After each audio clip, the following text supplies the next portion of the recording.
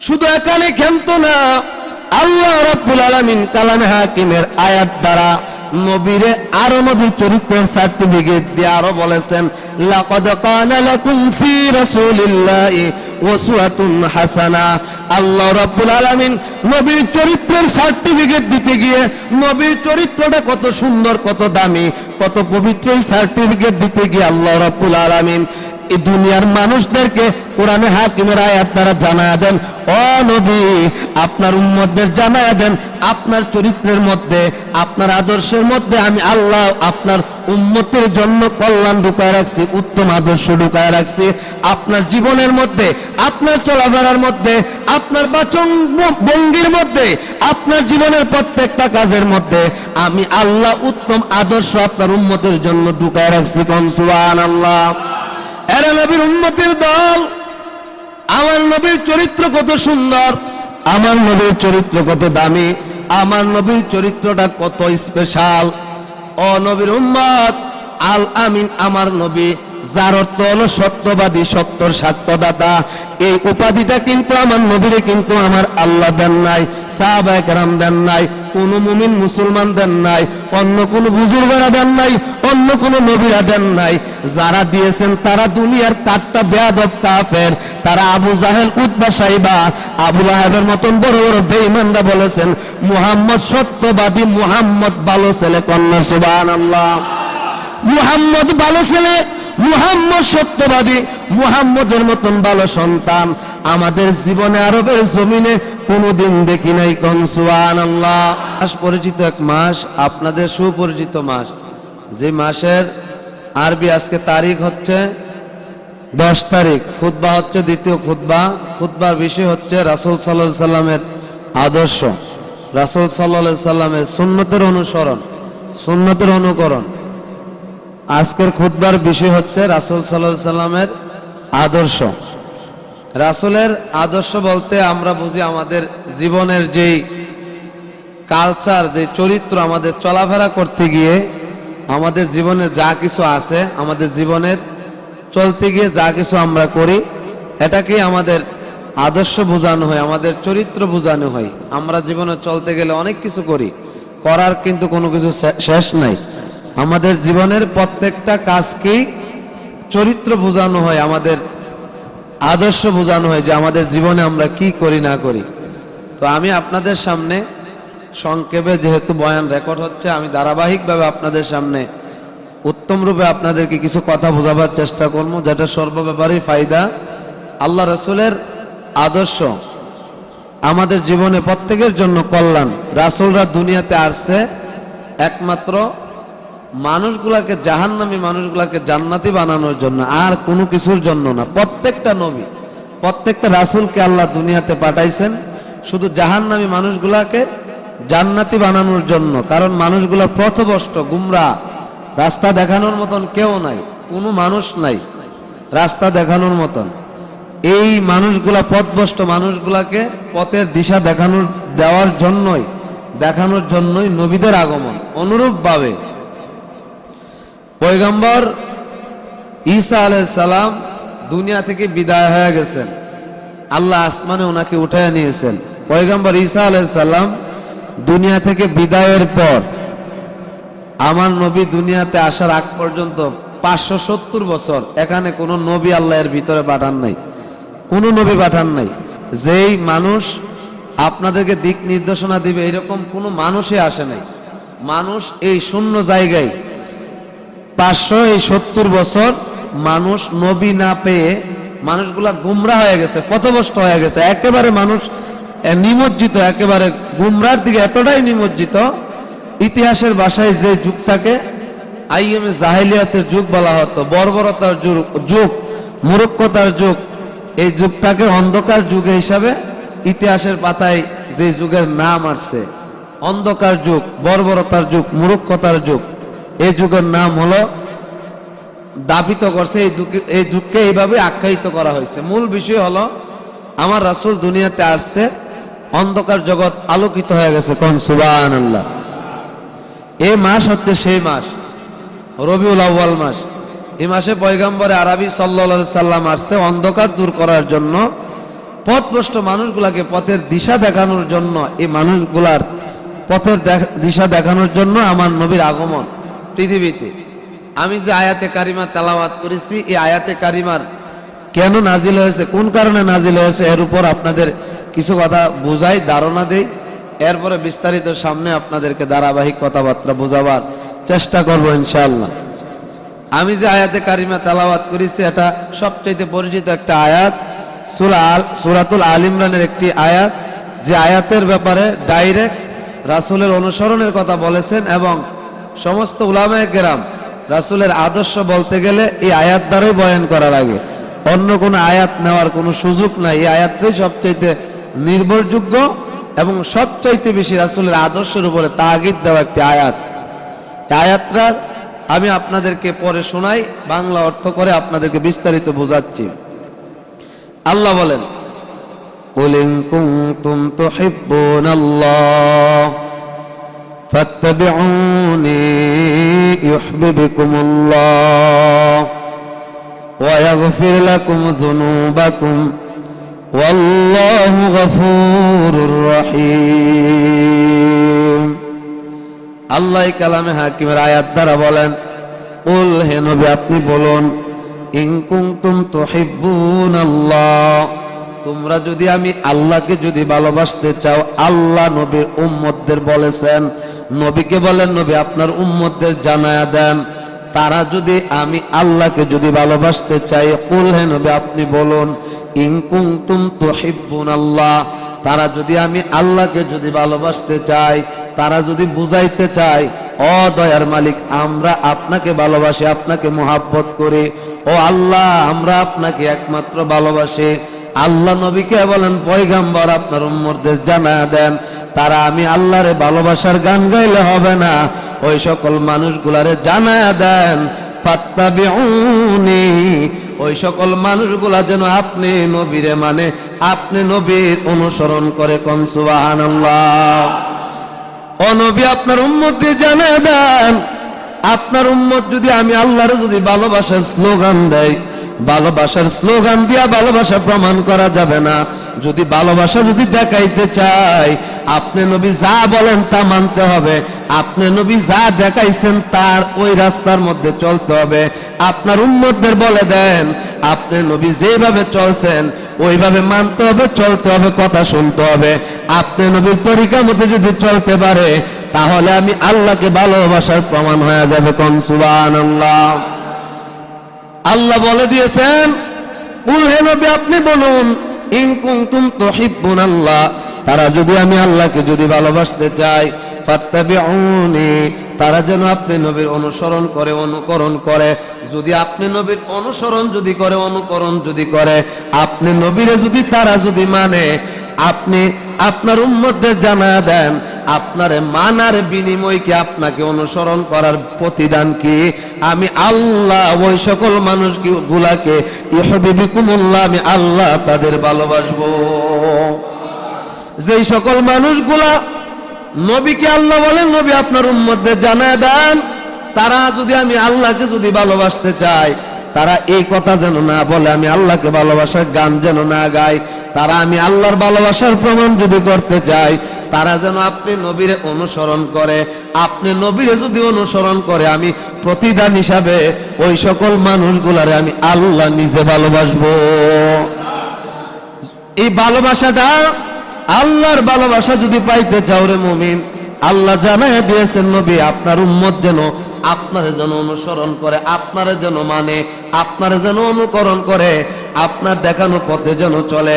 আপনার দেখানো পথ মতের উপর যদি চলতে পারে, আমি আল্লাহ তাদের ভালোবাসবো। শুধুই ভালোই বাসবো না, ওয়া ইয়াগফির লাকুম যুনুবাকুম, তাদের জীবনের গুনাহগুলি পর্যন্ত মাফ করে দিব। ওয়াল্লাহু গফুরুর রহিম, আমি আল্লাহ হলাম পরাক্রমশালী, অতি দয়ালু। মুসলমান নবীর উম্মত, আমার আল্লাহ রাব্বুল আলামিন আমাদেরকে বুঝায় দিয়েছেন, আমাদেরকে জানায় দিয়েছেন, নবীর মাধ্যমে বলে দিয়েছেন, নবী আপনার উম্মতদের জানায় দেন, তারা যদি আমি আল্লাহকে যদি ভালোবাসতে চায় আপনাকে যেন অনুসরণ করে, আপনাকে অনুসরণ করলে আমি আল্লাহ তাদের ভালোবাসবো। আমি শুধু ভালোই বাসবো না, তাদের জীবনের গুনাহগুলি পর্যন্ত মাফ করে দিব। এই হলো আয়াতের মূল ব্যাখ্যা, এই হলো আয়াতের মূল তর্জমা। এখন এই আয়াতটা কেন নাজিল হয়েছে, কোন কারণে নাজিল হয়েছে, তারও একটা কারণ আছে। আয়াতটা নাজিল হওয়ার কারণ হলো রাসূল মক্কার জমিনে যখন হজ করতে গেলেন, জীবনের প্রথম বাইতুল্লাহ হজ করতে গিয়া দেখেন, জিয়ারত করতে গিয়া দেখেন আরবের বেঈমানরা বাইতুল্লাহ তাওয়াফ করতেছে উলঙ্গ হয়ে। বলেন নাউজুবিল্লাহ। আরবের বেঈমানরা বাইতুল্লাহ তাওয়াফ করে উলঙ্গ হয়ে। পয়গম্বর তাদের জিজ্ঞাসা করলেন, আপনারা বাইতুল্লাহ উলঙ্গ হয়ে তাওয়াফ করেন কেন, কিসের জন্য, কোন কারণে? বাইতুল্লাহ তাওয়াফ করার পদ্ধতি তো এইভাবে না। আরবের বেঈমানরা আমার নবীর জবাব দিয়া বলেন, মুহাম্মদ, বাইতুল্লাহ জিয়ারত আমরা উলঙ্গ হয়ে করি এই জন্য, আমরা মিল্লাতে ইব্রাহিমের অনুসরণ করি, আর আল্লাহরে রাজি খুশি করার জন্য, আল্লাহকে খুশি করার জন্য, আল্লাহকে রাজি করার জন্য, আল্লাহর সন্তুষ্টির জন্য, আল্লাহ সন্তুষ্টি অর্জনের জন্য মিল্লাতে ইব্রাহিমের অনুসরণ করে আমরা বাইতুল্লাহ জিয়ারত করি। আল্লাহর নবী বলেন, উলঙ্গ হয়ে বাইতুল্লাহ জিয়ারত করা এটা মিল্লাতে ইব্রাহিম, মানে ইব্রাহিম নবীর অনুসরণ না, মিল্লাতে ইব্রাহিমের আদর্শ না, ইব্রাহিম নবীর আদর্শ না। বাইতুল্লাহ উলঙ্গ হয়ে জিয়ারত করা, তাওয়াফ করা এটা মিল্লাতে ইব্রাহিমের উল্টা, মিল্লাতে ইব্রাহিমের আদর্শ হতে পারে না, ঠিক কিনা?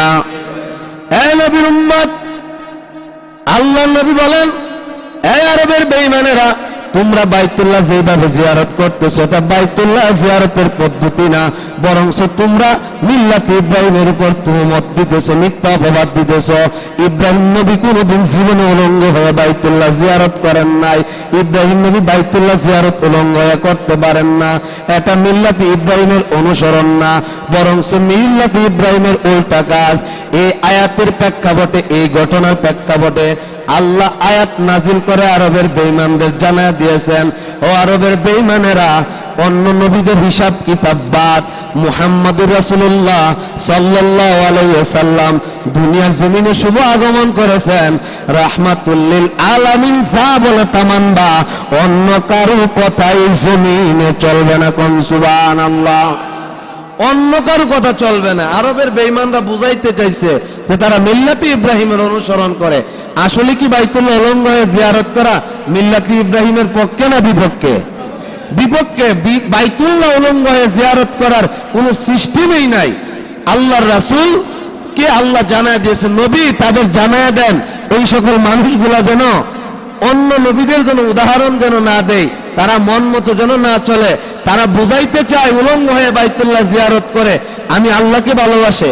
ও নবী, আপনার ওই সকল মানুষগুলাকে, ওই সকল বান্দাগুলাকে জানায় দেন, তারা যদি আমি আল্লাহকে যদি ভালোবাসতে চায়, তাদের মন মতো বাইতুল্লাহ জিয়ারত করলে হবে না, মন মতো ইচ্ছা করে চললে হবে না। তারা বাইতুল্লাহ জিয়ারত করে, উলঙ্গ হয়ে জিয়ারত করে আমি আল্লাহর ভালোবাসার প্রমাণ করতে চাই। নবী এটা বাইতুল্লাহ জিয়ারত করে আমি আল্লাহকে ভালোবাসার প্রমাণ না। আপনি তাদের জানায় দেন, তারা যদি আমি আল্লাহকে ভালোবাসার প্রমাণ যদি দিতে চায়, তারা যেন আপনি নবীর কথাগুলো মেনে নেই। কোন সুবহানাল্লাহ। এই ঘটনার প্রেক্ষাপটে আল্লাহ আয়াত নাজিল করছেন, আয়াত নাজিল করে মানুষদেরকে জানায় দিয়েছেন। এখন ঘটনা অনেক লম্বা, বলতে গেলে অনেক কথা। মিল্লাতে ইব্রাহিম নবীর আদর্শ তারা বুঝাইছে, মূলত তারা মিল্লাতে ইব্রাহিমের আদর্শ মতে চলে না, সব কিছু বিপরীত। এরপরে আসলো আমার নবীকে অনুসরণ করার কথা এই আয়াতে বলা হয়েছে, বোঝানো হয়েছে। আমার নবীকে কেন আপনি অনুসরণ করবেন, কোন কারণে করবেন? এক নম্বর কথা হলো, সৃষ্টি জগতের মধ্যে সবচাইতে শ্রেষ্ঠ হলো আমার পয়গম্বর। আমার নবীর জীবনে এমন একটা ঘটনা আপনাদের বললে আশ্চর্য হবেন, আমার নবীর জীবনে কোনোদিন মিথ্যার কোনো আশ্রয় নাই। আমার নবী জীবনে কোনোদিন মিথ্যা বলতে পারেন না, পারবেনও না। আমার নবী কোনোদিন মিথ্যা বলেনও নাই। আমার নবী সত্যতার সব সময় সার্টিফিকেট দিয়েছেন। আমার নবীর চরিত্রের সার্টিফিকেট দিয়েছেন আমার আল্লাহ। আমার নবীর চরিত্রের সার্টিফিকেট দিয়েছেন কোরআন। নবীর উম্মত, আমরা তো এমুককে মানব, এমুক নিজেই ঠিক নাই, আমি এই ব্যক্তিটারে মানলে কই যাই আমি নিজেই তো জানি না, ঠিক কিনা? নবীর উম্মত, অথচ আল্লাহ রাব্বুল আলামিন আমার নবীর চরিত্রটা এত সুন্দর করে বানাইছেন, এত পবিত্র করে আমার নবীর চরিত্রটাকে আল্লাহ সাজাইছেন। আমার নবীর চরিত্রটা কত সুন্দর। নবীর উম্মত, ভালো করে শুনে নাও, আমার নবীরে কেন মানবেন শুধু এটা বোঝাবার চেষ্টা করতেছি। আল্লাহর নবীর বিবি আম্মা জান আয়েশা সিদ্দিকা রাদিয়াল্লাহু তাআলা আনহা ঘরের ভিতরে বসা, সাহাবায়ে কেরাম অন্যান্য মানুষগুলা আম্মা জান আয়েশা সিদ্দিকার কাছে দূর থেকে গিয়া সালাম দিলেন আর বললেন, ও আম্মা জান, আপনি তো নবীর স্ত্রী, আপনার চাইতে নবীর চরিত্র কতটুকু ভালো বা খারাপ আপনি ছাড়া দুনিয়ার কোনো মানুষ জানে না। একটা স্ত্রী জানে তার স্বামীর চরিত্র কতটুকু ভালো কতটুকু খারাপ বা ভালো, ঠিক কিনা? একজন স্ত্রীর চরিত্র কত ভালো বা খারাপ এটার সার্টিফিকেট একজন স্বামীর চরিত্র কতটুকু ভালো বা খারাপ এই সার্টিফিকেটটা স্ত্রী একমাত্র দিতে পারে। সাহাবায়ে কেরাম নবীর স্ত্রীর কাছে গিয়া বলেন, আম্মা জান, আমার নবীর চরিত্রটা কেমন, আমার নবীর ক্যারেক্টার কেমন, আমার নবীর আচার ব্যবহার কেমন, আমার নবীর জীবনের চলাফেরার ধরনটা কেমন, আপনি আমাদেরকে একটু শোনায়া দেন। আল্লাহর নবীর বিবি আম্মা জান আয়েশা সিদ্দিকা বলেন, ও সাহাবায়ে কেরাম, তাকরাউনাল কুরআন। আম্মা জান আয়েশা সিদ্দিকা সাহাবায়ে কেরামদের বলেন, সাহাবায়ে কেরাম, তোমরা কি কোরআন পড়তে জানো না? তাকরাউনাল কুরআন, তোমরা কি কোরআন পড়তে জানো না? সাহাবায়ে কেরাম বলেন, ক্বালু বালা আম্মা জান, আমরা কোরআন পড়তে জানি, আমরা কোরআন বুঝি। আল্লাহর নবীর বিবি আম্মা জান আয়েশা সিদ্দিকা বলেন, সাহাবায়ে কেরাম, কোরআন যদি পড়তে জানো, বুঝতে জানো, কোরআন যদি বুঝো, তাহলে তোমরা ভালো করে জানো কোরআনটা কি, কোরআনের ভিতরে কোনো সন্দেহ আছে না নাই, কোরআনের চরিত্রটা কিরকম, কোরআন কত ভালো, কোরআন কার কথা? আল্লাহ তাআলার কথা। আম্মা জান আয়েশা সিদ্দিকা বলেন, ও সাহাবায়ে কেরাম, কোরআন শরীফ যা, আমার নবীর চরিত্রই হলো তা। এরা নবীর উম্মতের দল। আম্মা জান আয়েশা সিদ্দিকা বলেছেন, আমি আমার স্বামী আমার মুহাম্মদ রাসূলুল্লাহ সাল্লাল্লাহু আলাইহি ওয়াসাল্লামের চরিত্রের বর্ণনা কি দিব তোমাদের সামনে? আমি এক বাক্যে তোমাদের জানা দিলাম, কোরআনের চরিত্র আমার নবীর চরিত্র, কোরআনে আমার নবীর চরিত্র, আর আমার নবীর চরিত্র হলো কোরআনের চরিত্র। কোন সুবহানাল্লাহ। কোরআনের মধ্যে কোনো বেজাল আছে? আরো জোরে বলেন। কোরআনের মধ্যে যেমন কোনো বেজাল নাই, কোরআন যেমন একেবারে নিঃসন্দেহ, কোরআনের মধ্যে যেমন কোনো বেজাল নাই, কোনো সন্দেহ নাই। আল্লাহ কোরআনে কারিমের প্রথম অংশে সূরাতুল বাকারাতে বলেছেন, লা রাইবা ফীহি হুদাল লিল মুত্তাকিন। এটা এমন এক কিতাব যে কিতাবের মধ্যে কোনো সন্দেহ নাই। এই কোরআন এই কোরআন মুত্তাকিনদের জন্য পথ প্রদর্শক। আল্লাহ রাব্বুল আলামিন এই কোরআনের মধ্যে বেজাল নাই, এই কোরআনের মধ্যে কোনো সন্দেহ নাই, চ্যালেঞ্জ করে দিয়েছেন। ও নবীর উম্মতের দল, শুধু কোরআনে চ্যালেঞ্জ করেছেন যে আমার নবীর চরিত্র, আমার কোরআনের মধ্যে কোনো বেজাল নাই। শুধু এটাই ক্ষান্ত না, আমার নবীর চরিত্রের মধ্যেও যে কোনো বেজাল নাই, আমার নবীর জিন্দেগীর মধ্যেও যে কোনো বেজাল নাই। এই বেজাল যে নাই, নবীর চরিত্রটা যে পুত পবিত্র, আমার নবীর চরিত্রটা যে উত্তম চরিত্র, আমার নবীর চরিত্রের মধ্যে যে কোনো দাগ নাই, এর জন্য আল্লাহ রাব্বুল আলামিন কালামে হাকিমের অসংখ্য আয়াত নাজিল করেছেন। কোন সুবহানাল্লাহ। আল্লাহ রাব্বুল আলামিন বলেছেন, وَإِنَّكَ لَعَلَى خُلُقٍ عَظِيمٍ। আল্লাহ রাব্বুল আলামিন বলেন, ও নবী, আপনার চরিত্রের বর্ণনা আপনার দেওয়া লাগবে না, আমি আল্লাহ সার্টিফিকেট দিয়ে দিলাম কোরআনের মধ্যে, আপনার চরিত্র হলো পৃথিবীর সবচাইতে শ্রেষ্ঠ, সবচাইতে উত্তম চরিত্রের অধিকারী আপনি নবী। কোন সুবহানাল্লাহ। এরা নবীর উম্মতের দল। আমার নবী যা বলেছেন সব আল্লাহ তাআলার ওহী। আমার নবী আল্লাহর কথার বাইরে কিছু বলেন না। যেই কথা আমার আল্লাহর কথা নবীর জবান দিয়া বের হয়েছেন, নবী কোনো কিছু নিজের থেকে বলেন নাই। বোঝা গেল আল্লাহর কথাই নবীর কথা, নবীর কথাই আল্লাহর কথা। আল্লাহর কথার মধ্যে যেমন কোনো ভেজাল নাই, আল্লাহর কসম আমার নবীর কথার মধ্যে কোনো ভেজাল নাই। ঠিক কিনা মুসলমান?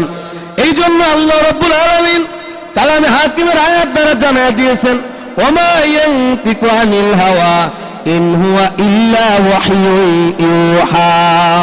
আল্লাহ নবীকে জানায় দেন, ও নবী, কুরআনে আমি সিল মেরে দিলাম, আপনি নবী যা বলেছেন সব আমি আল্লাহ তাআলার কথা, একটা কথাও আপনি নবীর বানানো না। কোন সুবহানাল্লাহ।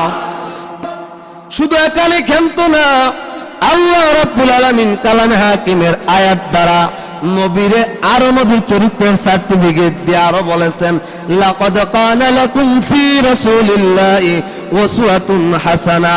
আল্লাহ রাব্বুল আলামিন নবীর চরিত্রের সার্টিফিকেট দিতে গিয়ে নবীর চরিত্রটা কত সুন্দর, কত দামি, কত পবিত্র, এই সার্টিফিকেট দিতে গিয়ে আল্লাহ রাব্বুল আলামিন এই দুনিয়ার মানুষদেরকে কোরআনে হাকিমের আয়াত দ্বারা জানায়া দেন, ও নবী, আপনার উম্মতদের জানায়া দেন, আপনার চরিত্রের মধ্যে, আপনার আদর্শের মধ্যে আমি আল্লাহ আপনার উম্মতের জন্য কল্যাণ ঢুকায় রাখছি, উত্তম আদর্শ ঢুকায় রাখছি।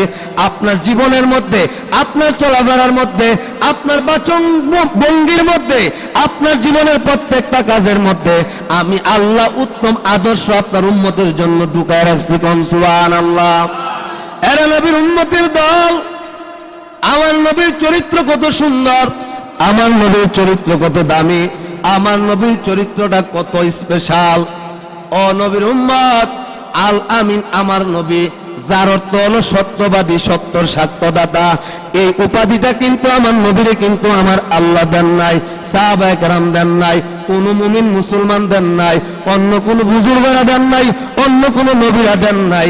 যারা দিয়েছেন তারা দুনিয়ার কাট্টা বেয়াদব কাফের, তারা আবু জাহেল, উতবা, সাইবা, আবু লাহাবের মতন বড় বড় বেঈমানরা বলেছেন মুহাম্মদ সত্যবাদী, মুহাম্মদ ভালো ছেলে। কন্যা সুবহানাল্লাহ। মুহাম্মদ ভালো ছেলে, মুহাম্মদ সত্যবাদী, মুহাম্মদের মতন ভালো সন্তান আমাদের জীবনে আরবের জমিনে কোনোদিন দেখি নাই। কোন সুবহানাল্লাহ। আমার নবীর চরিত্রের সার্টিফিকেট আল্লাহ তো দিয়েছেনই, এরপরেও আমার নবীর চরিত্রটার আরো সার্টিফিকেট দিয়েছেন আবু জাহেল, উতবা, সাইবা, আবু লাহাবের মতন বড় বড় বেঈমানরা। কোন সুবহানাল্লাহ। আরবের বেঈমানরা আমার নবীর আলামিন বলেছেন, আমার নবীরে ভালো বলেছেন, আমার নবীর চরিত্রটা ভালো, এই উত্তমের সার্টিফিকেট তারা দিয়েছেন আরবের বেঈমানরা। কিন্তু নবীর উম্মত, আমরাও তো নবীরে ভালোবাসি, আপনারাও ভালোবাসেন, সাহাবায়ে কেরাম নবীরে ভালোবাসতো। এরা নবীর উম্মতের দল।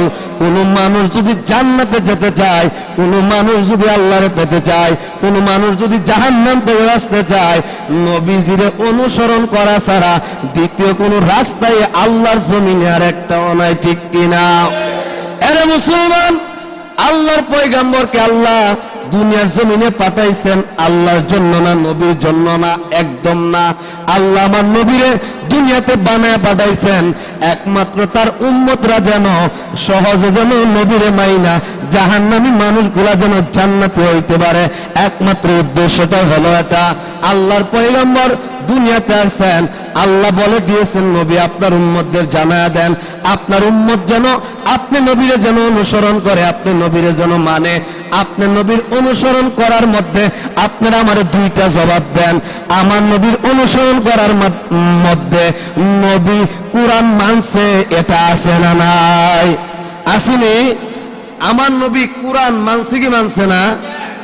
অথচ আমি আজকে যেই হাদিসটা যেটা পাঠ করেছি, আল্লাহ নবী বলেন তারাকতু ফীকুম আমরাইন লান তাদিল্লু মা তামাসসাকতুম বিহিমা কিতাবাল্লাহি ওয়া সুন্নাতি রাসূলি। তারাকতু ফীকুম আমরাইন লান তাদিল্লু মা তামাসসাকতুম বিহিমা কিতাবাল্লাহি ওয়া সুন্নাতি রাসূলি। আল্লাহর পয়গম্বর বলেন বিদায় হজের ভাষণে আল্লাহ নবী শেষ দুইটা কথা বলে গেছেন, ও আমার সাহাবায়ে কেরাম, ও আমার উম্মতেরা, তোমরা ততদিন পর্যন্ত পথভ্রষ্ট হবা না, গুমরা হবা না, লাঞ্ছিত হবা না, খারাপ পথে যাবে না, যতক্ষণ পর্যন্ত তোমরা দুইটা জিনিস আঁকড়ে ধরে রাখতে পারো। কন্যা সুবহানাল্লাহ। দুইটা জিনিস যদি তোমরা আঁকড়ে ধরতে পারো, এই দুইটা জিনিস আঁকড়ে ধরলে কোনোদিন পথভ্রষ্ট হবা না, গুমরা হবা না, লাঞ্ছিত হবা না। কোন মানুষ তোমার ধোঁকা দিয়া শিরকের দিকে দাবিত করতে পারবে না, গুমরাহির দিকে দাবিত করতে পারবে না, তোমার পথভ্রষ্ট বানাইতে পারবে না, তোমার এই কথাটা বুঝাইতে পারবে না যে মদিনাওয়ালার নবী রোজা আতারে পচে চলে গেছে, নবী জিন্দা নাই। কথাটা ঠিক কিনা বলেন? এরা নবীর উম্মতের দল। যেই কথাটা বুঝাইতে যাচ্ছে আল্লাহর পয়গম্বর বলেন, ও সাহাবায়ে কেরাম, উম্মতেরা, তোমরা দুইটা জিনিস যদি আঁকড়ে ধরে রাখতে পারো, তোমরা কোনোদিন পথভ্রষ্ট হইবা না, গুমরা হইবা না। গুমরা হওয়ার কোনো সম্ভাবনা নাই, লা শাক্কাবি, এতে কোনো সন্দেহ নাই যে তোমরা গুমরা হবে না। এক নম্বর হলো আল্লাহ তাআলার কোরআন, দুই নম্বর হলো আমি পয়গম্বরের সুন্নতের আমল। এক নম্বর হলো কোরআন, দুই নম্বরে হলো নবীর সুন্নতের আমল। আপনি এক নম্বরে কোরআন অনুসরণ করতে হবে, কোরআনকে মানতে হবে। দুই নম্বর নবীজির অনুসরণ করা লাগবে। দুইটা যদি গুণ যদি আপনার মধ্যে ঢুকাইতে পারেন, আপনি যদি দুইটা যদি ফলো করতে পারেন, আপনি কোনোদিন গুমরা হবেন না, পথভ্রষ্ট হবেন না, আপনি কোনোদিন লাঞ্ছিত হবেন না। এর নবীর উম্মতের দল, আল্লাহর পয়গম্বর রাহমাতুল লিল আলামিন দুনিয়াতে আল্লাহ নবীরে উত্তম একটা আদর্শ দিয়ে দুনিয়াতে বানায়া পাঠাইছেন, যে আদর্শের মধ্যে কোনো ভেজাল নাই। এই আদর্শটা যদি কোনো বেঈমানও যদি গ্রহণ করে, আল্লাহ জাহান্নামী মানুষটারে জান্নাতি বানায়া দেয়। বলেন ঠিক কিনা? কথা কোন আমি কি মিথ্যা বললাম?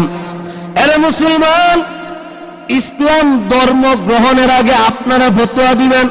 ইসলাম ধর্ম যখন গ্রহণ করেন নাই, আমার নবীরে মানেন নাই, ইসলাম মানেন নাই, আল্লাহরে চিনে না, জান্নাত চিনে না, জাহান্নাম চিনে না, পরকাল চিনে না, কোনো কিছুই জানে না। তখনকার সময়ের মানুষ যারা ছিলেন, আবু বকর, উমর, আলী, উসমান, অন্যান্য সাহাবায়ে কেরাম, যারা আমার নবীর কাছে ইসলাম ধর্ম গ্রহণ করেন নাই, আমার নবীর অনুসরণ করেন নাই, আল্লাহর পূজা করেন নাই, পূজা করেছে মূর্তির, আল্লাহকে সেজদা করেন নাই, সেজদা করেছে তুলসী গাছের, আল্লাহকে সেজদা করে নাই, সেজদা করেছে মূর্তির, আগুনের।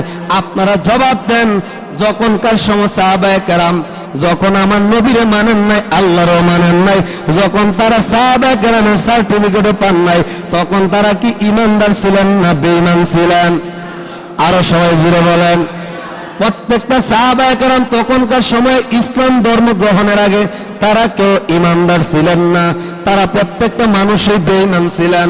যখন তারা মদিনাওয়ালা নবীরে যখন পাইল, মদিনাওয়ালা নবীর কথা যখন মানলো, আদর্শ যখন গ্রহণ করলো, আল্লাহ তাদের জিরো থেকে হিরো বানায় দিয়েছে। ঠিক কিনা?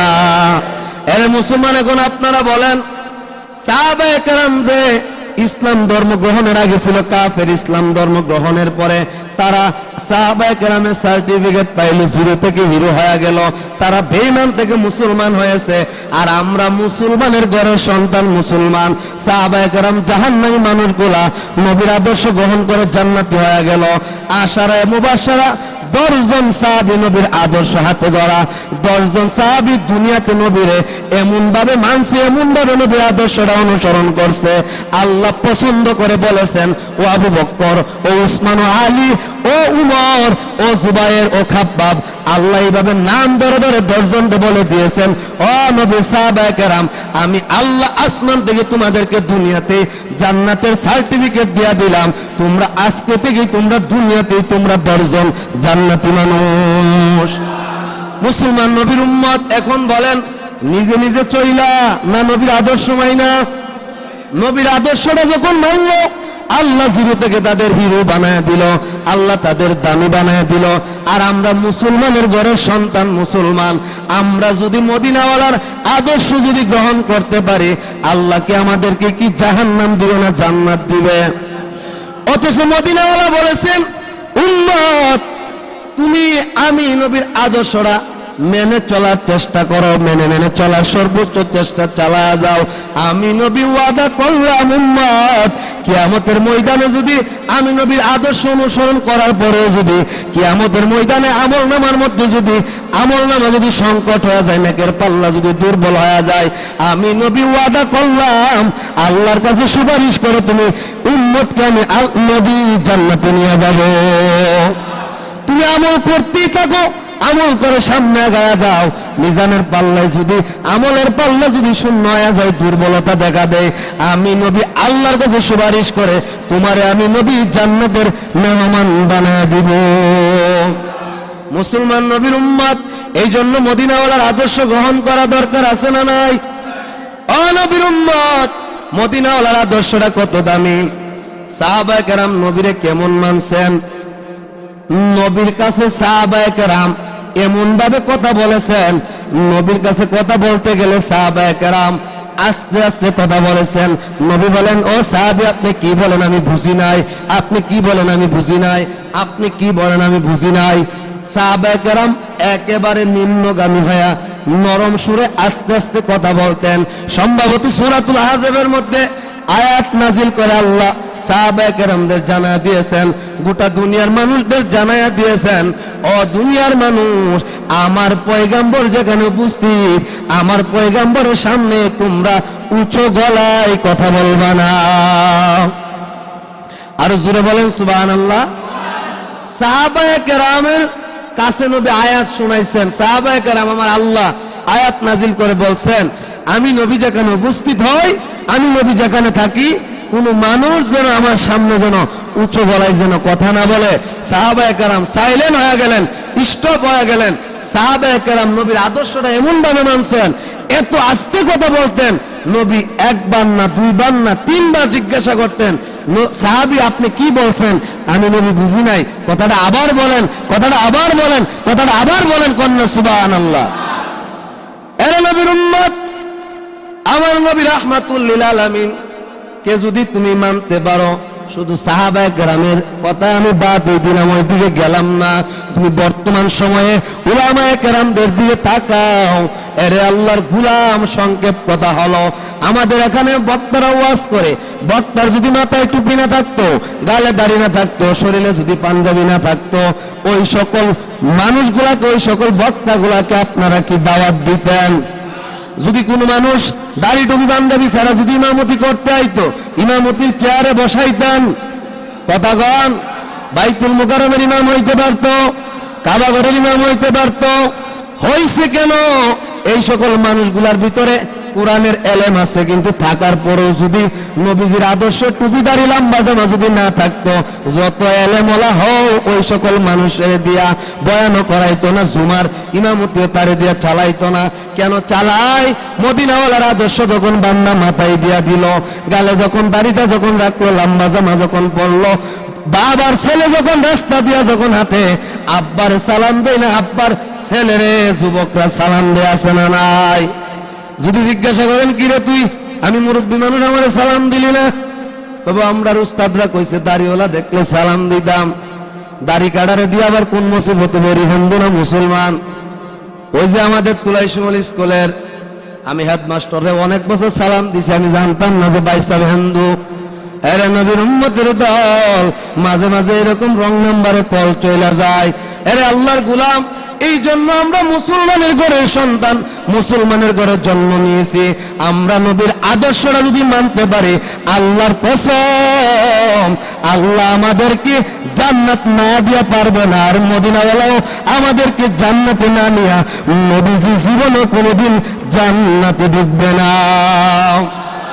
এরা নবীর উম্মতের দল, সংক্ষেপ কথা হলো, শেষ কথা হলো, মদিনাওয়ালার আদর্শটা নিজের জীবনের মধ্যে এমন ভাবে ঢুকায়া নিতে হবে, সাহাবায়ে কেরামদের ফলো করতে হবে।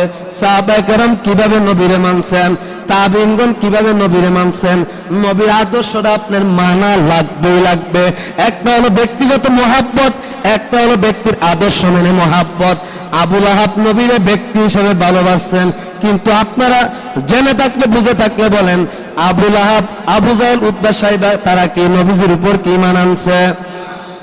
আপনি আবু তালেবের কথা বলেন, নবীর চাচা আবু তালেব, ইতিহাস জেনে থাকলে বলেন, আবু তালেব কি নবীর চাচা আবু তালেব কি ঈমান গ্রহণ করছিলেন? না না, ঈমান গ্রহণ করেন নাই, ঈমান গ্রহণ করতে উনি পারেন নাই। অথচ আবু তালেব এমন একজন নবীর চাচা ছিলেন, আবু জাহিল্লা আমার নবীরে কান্দাইছে। মুহাম্মদ আয়েশা যখন দেখছে, আবু তালেব আয়েশা যখন দেখছে মুহাম্মদুর রাসূলুল্লাহ সাল্লাল্লাহু আলাইহি সাল্লাম কান্না করে, আবু তালেব আয়েশা বলেন, আমার স্ত্রী, আমার ভাতিজা মুহাম্মদ কান্না করে কেন? আবু তালেবের স্ত্রী বলেন, ও স্বামী, আপনার ভাই আবু জাহেল মুহাম্মদের কান্নাইছে, মুহাম্মদের কান্না করাইছে, মুহাম্মদের মারধর করাইছে, ধমক দিয়েছে। আবু তালেব একটা সেকেন্ড দেরি করেন নাই, হাতের মধ্যে একটা লাঠি নিয়ে আবু জাহেলের মাথা বরাবর বাড়ি দিয়া মাথাটারে ফাটায় ফেলেছে। কন্যা সুবহানাল্লাহ। এরা নবীর উম্মতের দল এত ভালোবাসায় মুহাম্মদকে বাড়ছে। আবু তালেব এতটুকু ভালোবাসা দিয়েছে, নবীর জীবনে গ্রান্টি দিয়েছেন আবু তালেব। আবু তালেব বলেছেন, মুহাম্মদ তুমি যেভাবে ইচ্ছে এইভাবে চলবা, যেভাবে ইচ্ছে এইভাবে ইসলামের দাওয়াত দিবা, যেভাবে ইচ্ছে এইভাবে ইসলাম প্রচার করো। আমি কালেমা গ্রহণ করি আর না করে, আমি আবু তালেব জিন্দা থাকতে তুমি মুহাম্মদের শরীরে একটা ফুলের টুকা পড়তে আমি দিব না। অথচ আবু তালেব এত দামি মানুষ, নবীরে এমন ভাবে নবীরে ভালোবাসা দিছেন, নবীরে এমন ভাবে মোহাব্বত করছেন, কিন্তু শেষ সময়ে আবু জাহিল্লা শয়তানের ফাঁদে পড়ে আবু তালেব নবীর কালেমাটা পড়তে পারেন নাই। বিস্তারিত সামনের দিকে আপনাদেরকে আলোচনা করে শোনাবো। এখন আবু জাহেল, উতবা, সাইবা এই মানুষগুলো কিন্তু আমার নবীরে কিন্তু ভালোবাসতো। কিভাবে? ব্যক্তি হিসাবে ব্যক্তি, কারণ মুহাম্মদ ভালো ছেলে, চলাফেরা ভালো, কথাবার্তা ভালো, সত্য কথা বলে। আবু জাহিল্লা এত বড় লিডার, আরবের এত বড় প্রভাবশালী মানুষ, তার অনুসারীরা তার কাছে টাকা আমানত রাখে না, তার বিশ্বাসই করে না। আবু জাহিল্লার সব অনুসারীরা মুহাম্মদুর রাসূলুল্লাহ সাল্লাল্লাহু আলাইহি ওয়াসাল্লামের কাছে সমস্ত আরবের বেঈমানরা টাকা আমানত রাখতেন।